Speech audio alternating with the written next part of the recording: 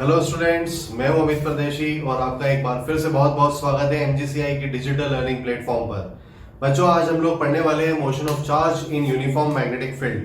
तो यहाँ पर हम ये देखेंगे कि चार्ज जब यूनिफॉर्म मैग्नेटिक फील्ड में मोशन करता है तो उस पर क्या किस तरह से फोर्सेस लगते हैं, फोर्स की डायरेक्शन क्या होती है और उसके अलावा क्या क्या फिनोमेनास वहां पर हमें दिखाई देते हैं। ठीक है, चलिए। तो सारी चीजें शुरू करने के पहले मैं एक बात आपको क्लियर कर दूं कि जब चार्ज रेस्ट में होता था, ये हम पहले के लेक्चर्स में पढ़ चुके हैं। अगर आप पहले के लेक्चर्स एक बार रिवाइज करेंगे तो ये चीजें बहुत आसान लगेगी।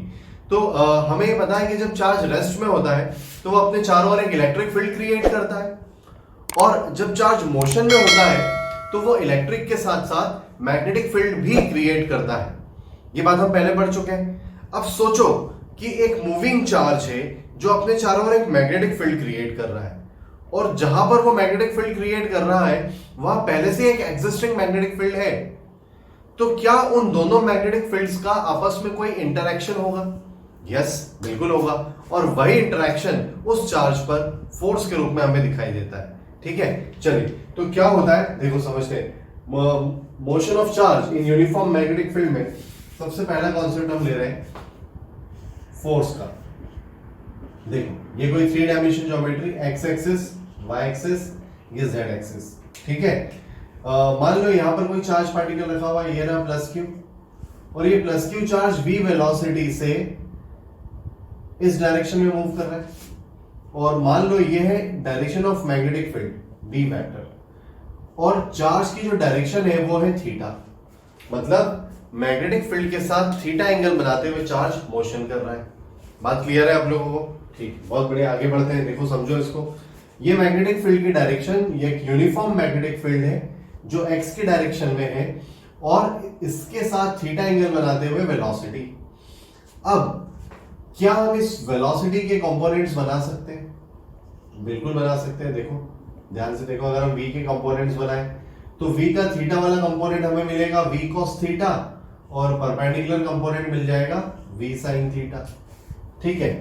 तो जब चार्ज पर फोर्स कैलकुलेट किया गया तो ये एक प्रैक्टिकल फॉर्मूला था, और प्रैक्टिकली डायरेक्ट कैलकुलेशन के अकॉर्डिंग हमें बताया गया कि अब इस मूविंग चार्ज पर जो फोर्स लगने वाला है, it is directly proportional to its charge. मतलब चार्ज का मैग्नीट्यूड जितना ज्यादा होगा उस पर फोर्स भी उतना ज्यादा लगेगा। ठीक है। और वेलोसिटी के परपेंडिकुलर कंपोनेंट, मतलब वो वाली वेलोसिटी देखो जो फील्ड के परपेंडिकुलर है। ठीक है, मैग्नेटिक फील्ड के परपेंडिकुलर वाली वेलोसिटी देखो, v sin थीटा। तो फोर्स जो होगा वो वेलोसिटी के परपेंडिकुलर कंपोनेंट के भी प्रोपोर्शनल होगा। थर्ड फैक्टर जो था वो था खुद मैग्नेटिक फील्ड। तो चार्ज पर जो फोर्स लगने वाला है वो मैग्नेटिक फील्ड के भी प्रोपोर्शनल होगा। तो इस तरह से हमें एक फॉर्मूला मिला q v sin theta b। जब हम डायरेक्टली प्रोपोर्शन हटाते हैं तो इक्वल टू का साइन आता है, और अच्छी बात यह है कि यहाँ कांस्टेंट आता है 1, और अगर कांस्टेंट 1 आएगा तो मैं इसको लिख सकता हूं QVB sin theta. So this is the formula for force exerted by magnetic field on a moving charge। ध्यान से देखो, यहाँ पर एक v वेलोसिटी आ रही है। ठीक है। So what is v? It is velocity of charge. अगर चार्ज मोशन में है, अगर चार्ज मोशन में है तो वेलोसिटी की कुछ ना कुछ वैल्यू होगी और फोर्स भी कुछ ना कुछ हमें मिलेगा। लेकिन अगर चार्ज रेस्ट में है तो सोचो v की वैल्यू 0 हो जाएगी, और अगर वेलोसिटी 0 हो जाती है तो फोर्स भी 0 हो जाएगा, और हमें यहां से कोई फोर्स नहीं मिलने वाला। तो F equal to QVB sin theta is the magnitude of force experienced by moving charge in uniform magnetic field। ठीक। तो जब ये चार्ज यूनिफॉर्म मैग्नेटिक फील्ड में चलेगा तो इस तरह से फोर्स लगेगा। अब एक बात समझते हैं, है ना। यहां पर कंडीशन लेते हैं, if theta equal to 0 degree. ठीक है। देखो, केस फर्स्ट में ले रहा हूं, if theta equal to 0 degree. ठीक है। अगर थीटा की वैल्यू 0 डिग्री हो, एक डायग्राम समझते हैं। इसका मतलब क्या होगा?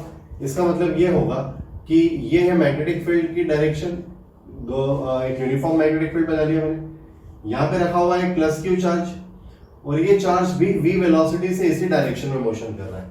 तो अगर हम ध्यान से देखें तो v वेक्टर और b वेक्टर के बीच में कोई एंगल नहीं है, ये दोनों एक दूसरे के पैरेलल है, और दो पैरेलल लाइंस के बीच में एंगल होता है 0 डिग्री। तो इस तरह से हमें यहाँ जो एंगल मिलेगा वो क्या हो जाएगा? 0 डिग्री। अब अगर ये एंगल 0 डिग्री है तो थीटा इक्वल टू 0 डिग्री हम यहां रखते हैं, देखो क्या मिलेगा, यहां से हमें मिलेगा F equal to Q V B sine 0 degree. Sine 0 क्या होता है बच्चों, साइन 0 होता है 0, तो हमें फोर्स मिल जाएगा 0। बात समझ में आई? तो देखो यूनिफॉर्म मैग्नेटिक फील्ड ने चार्ज को क्या बोला, यूनिफॉर्म मैग्नेटिक फील्ड ने बोला कि मैं कोई फोर्स नहीं लगाऊंगा, चुपचाप जाने दूंगा, लेकिन मेरे फील्ड की डायरेक्शन में चलना पड़ेगा। बात समझ में आई? यूनिफॉर्म मैग्नेटिक फील्ड ने चार्ज को बोला कि अगर तू मेरी डायरेक्शन में चलता है सीधे सीधे तो मैं तुझ पे कोई फोर्स नहीं लगाऊंगा, लेकिन अगर डायरेक्शन थोड़ी भी चेंज होती है तो थीटा की वैल्यू चेंज होगी, थीटा चेंज होने से साइन की कुछ ना कुछ वैल्यू यहां आ जाएगी जिससे फोर्स लगने लग जाएगा। तो हमें एक बात ध्यान रखनी है कि यूनिफॉर्म मैग्नेटिक फील्ड में मूविंग चार्ज पर एक ऐसी कंडीशन है जिसमें उस पर कोई फोर्स नहीं लगेगा, और वो है theta equal to 0 degree. And what is theta? What is theta? It is angle between velocity vector and field vector. अगर इस फोर्स को मैं वेक्टर फॉर्म में लिखना चाहूं, वेक्टर फॉर्म में लिखना चाहूं F इक्वल टू, तो देखो इस फोर्स को वेक्टर फॉर्म में क्या लिख सकते हैं हम, इसको लिख सकते हैं Q V vector cross B vector. ठीक है, चलो अब मैं यहां पे बता रहा हूं आपको डायरेक्शन। डायरेक्शन, अगर हम फोर्स की डायरेक्शन कैलकुलेट करना चाहते हैं तो उसके लिए फ्लेमिंग ने एक रूल दिया हुआ है जिसे बोलते हैं Fleming's left hand rule. Fleming's left hand rule, Fleming left hand rule देखो क्या बोलता है, समझो इसको।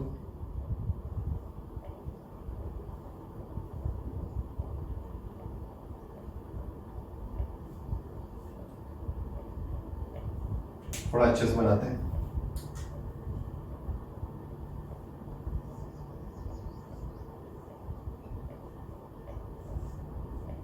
ठीक है, देखो फ्लेमिंग लेफ्ट हैंड रूल बोलता है, ये 3 वेक्टर बनाए हैं।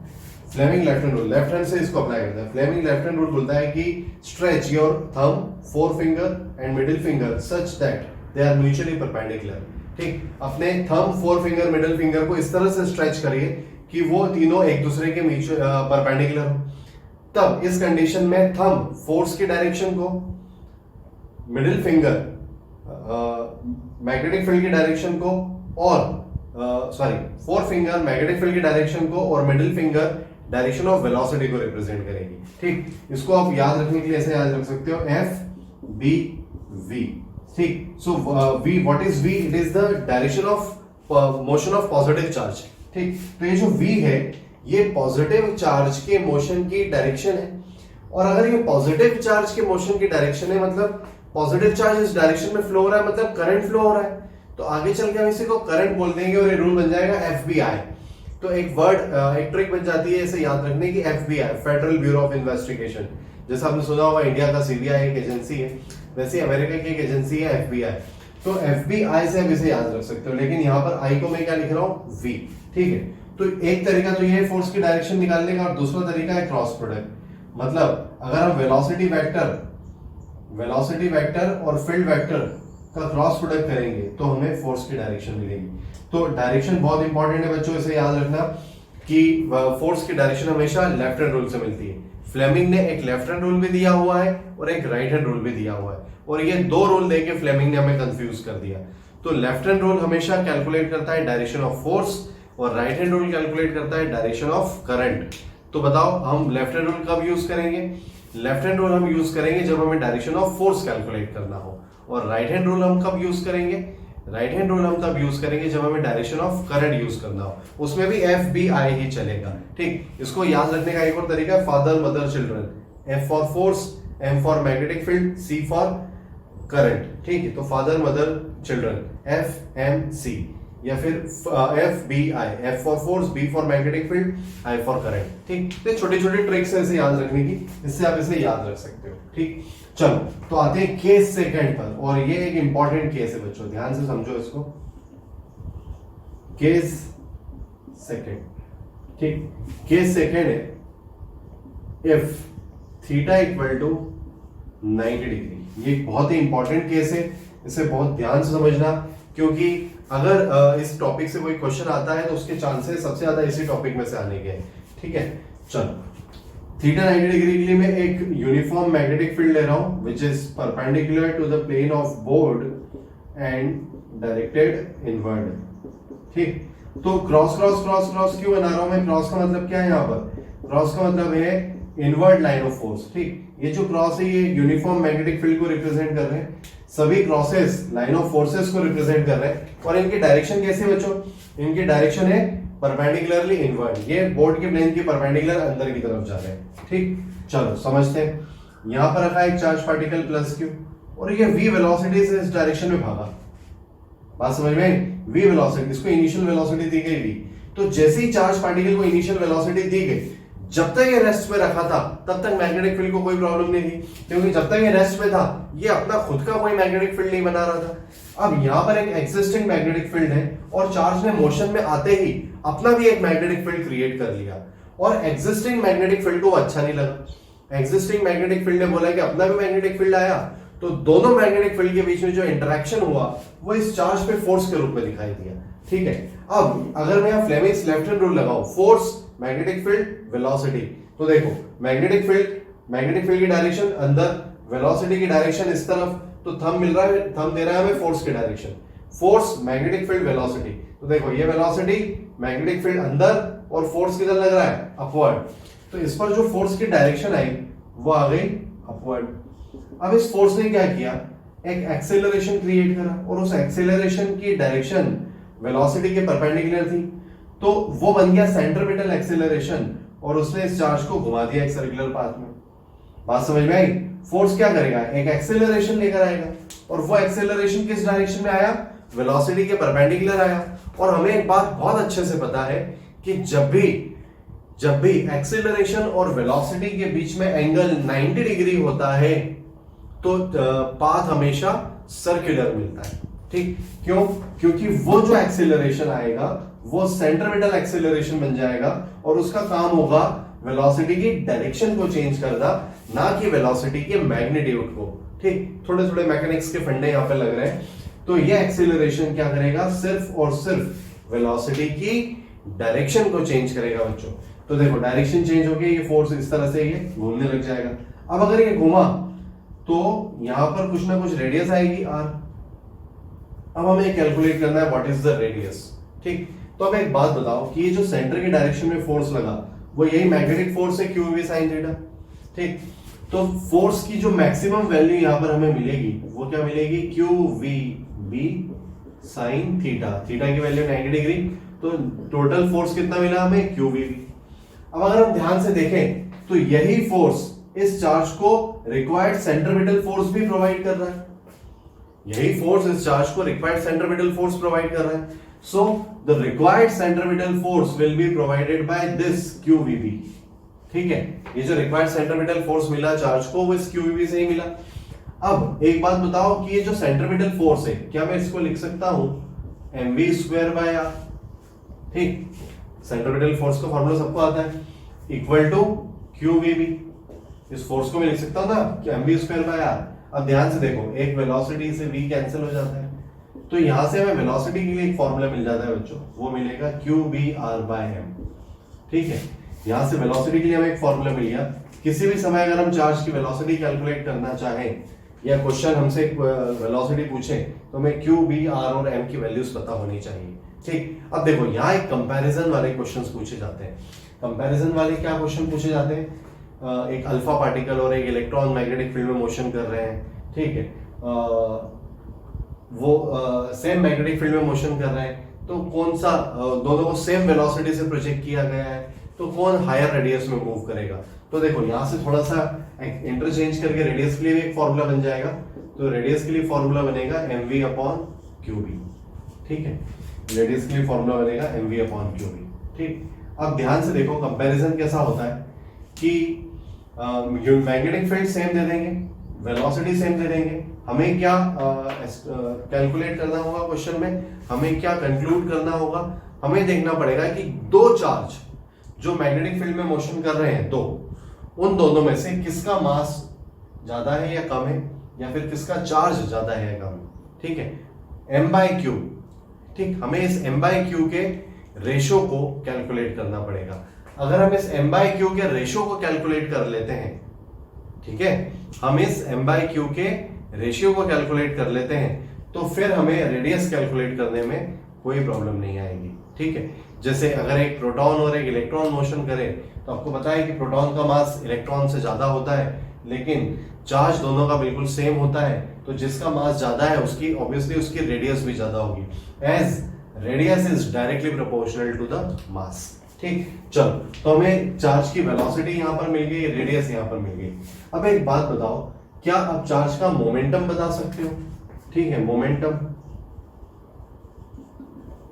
तो मोमेंटम बहुत सिंपल है, p vector equal to m v vector. ठीक है, तो अगर हम वेलोसिटी की वैल्यू यहां पुट कर दें तो m से m कैंसिल हो जाएगा, देखो, तो हमें मोमेंटम मिल जाएगा qpr। तो किसी भी समय हम चार्ज का मोमेंटम भी बता सकते हैं। अब एक बात ध्यान से देखो बच्चों, ये चार्ज पार्टिकल यहां से घूम के यहां तक आया, तो कितना चला, ये कितना चला होगा, ये टोटल डिस्टेंस ट्रेवल कर चुका है 2 पाई आर। तो यहां पर time period of revolution, time period भी बहुत आसानी से कैलकुलेट किया जा सकता है। ठीक है, टाइम पीरियड कैसे कैलकुलेट करेंगे, एक रोटेशन पूरा घूम के यहां आया, ठीक, तो कितना चला 2 पाई आर, और किस वेलोसिटी से चला v, तो v वेलोसिटी से 2 पाई आर डिस्टेंस ट्रेवल करने में जो टाइम लगा वही तो टाइम है।